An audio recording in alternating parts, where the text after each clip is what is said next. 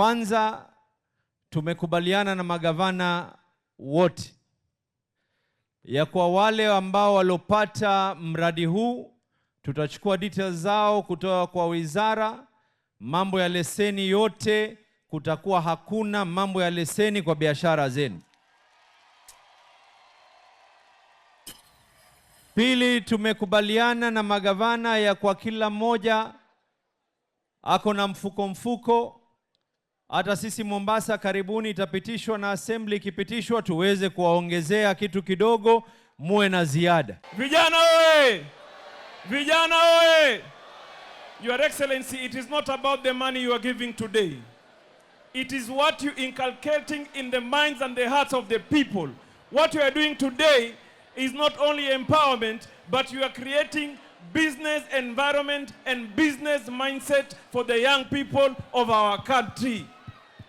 We have a responsibility to carry on with the mantle in our relevant ministries. So nataka niyo kuhakikishia Your Excellency, masoko tutajenga, landing site tutajenga, wavuvi tutawapa meli, safety za baharini na nini tutaweka. So vijana muko na furaha, muko na furaha.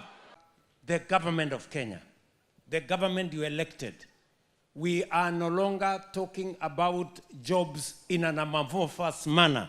We are not discussing jobs that we don't know where they are and how they are being created. We are discussing about jobs that are real. We are talking about jobs in the infrastructure market, including housing. We are talking about jobs in the digital space that are real. We are talking about jobs, export of labor that are real. And we are talking about entrepreneurship. Na ndio mumeketi hapa.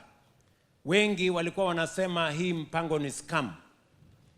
Viongozi wengi walisema ya kwamba hii haiwezekani.